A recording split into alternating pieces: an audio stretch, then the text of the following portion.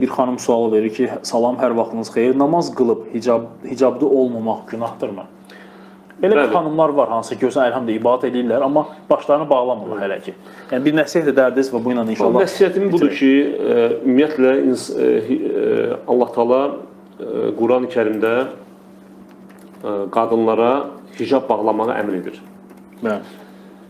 Və hicab bağlamayan qadınlar da sözsüz ki, yəni böyük günah sahibləridir. Və bu qadınlara yəni bunu tövsiyə edərdim ki, necə ki namazda, yəni Allah qarşısında hicabınızı bağlayırsınız və namaz bitdikdən sonra da bilin ki, yəni qarşısında durduğunuz Allah namazdan sonra da sizi görür. Bəli. Və sizi eşidir və əməllərinizdən xəbərdardır.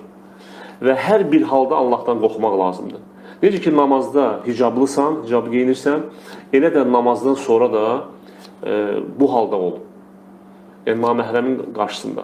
Bəli. Yəni xüsusən dövrümüzdə qadınlar çox da məsələn elə qadınlar var ki, heç demək olar ki, çölə çıxmırlar çox vaxt. Çox nadir hallara çıxmır. Yəni hicablı olmaq o demək deyil ki, bütün günü hicablı qalmaq.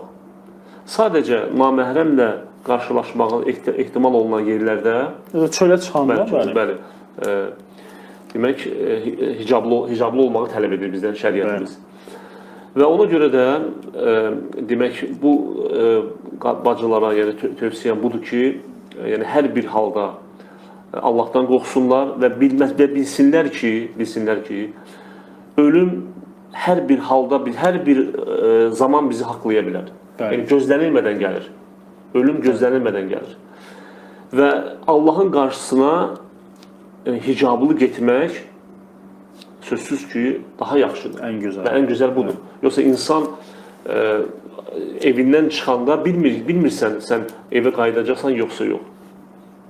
Və buna görə də nə qədər ki, dünya həyatı, yəni bizim üçün fürsətdir. Allah Taala ömür verib, ömrünüzü uzadıb və tövsiyəm budur ki, tövbə edin, hicaba qayıdın, hicab bağlayın və